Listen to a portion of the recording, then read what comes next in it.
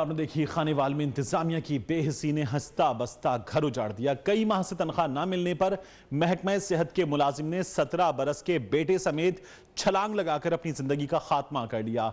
लवाहिकीन ने इंतजामिया के खिलाफ एहतजाज किया है। कराची लाहौर शाहराह को ब्लॉक कर दिया है।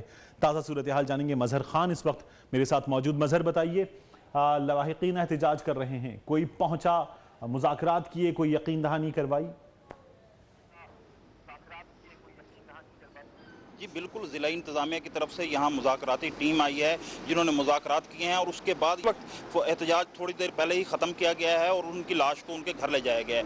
ये अब्दुल वहीद था, महकमा सेहत का मुलाजिम, जो तकरीबन 17 साल से यहाँ मुलाजिम था। उसकी कुछ अर्सा कबल महकमा बिल्डिंग में इसकी तैनाती की गई थी, जिसके बाद जब ये वापस महकमा सेहत में आया तो इसकी तनख्वाह 1 साल से बंद थी। जिसने आज अपने बेटा जो 17 साल था कैसर अली, उसके साथ मुबैना तौर पर इसने खुदकुशी की है। वो जो वाटर डिस्पोजेबल जो था अस्पताल का, वहीं पर छलांग लगाकर इसने मुबैना तौर पर खुदकुशी की है। इस हवाले से जो यहाँ के लोग हैं, उनके अहले खाना हैं, उनका यही कहना है कि ये मुआशी तौर पर काफ़ी परेशान था, क्योंकि बेटियाँ थीं। इसके अलावा एक बेटी इनकी कैंसर के मर्ज में मुब्तला है, जिनके लिए काफ़ी खर्चा दरकार होता है।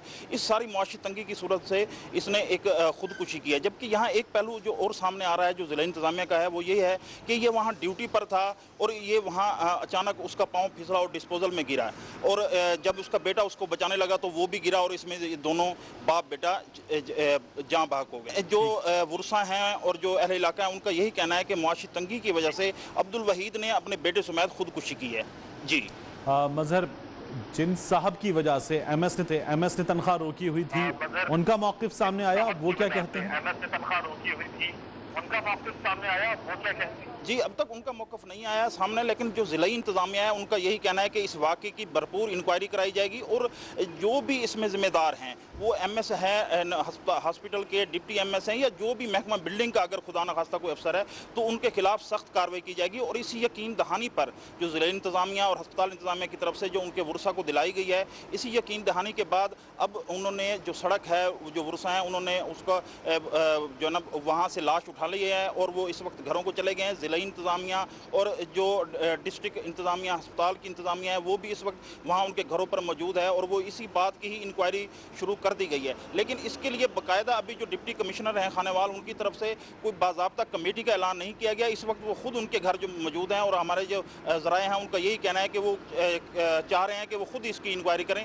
और इसी लिए ही वो वहाँ लोगों के बयानात ले रहे हैं।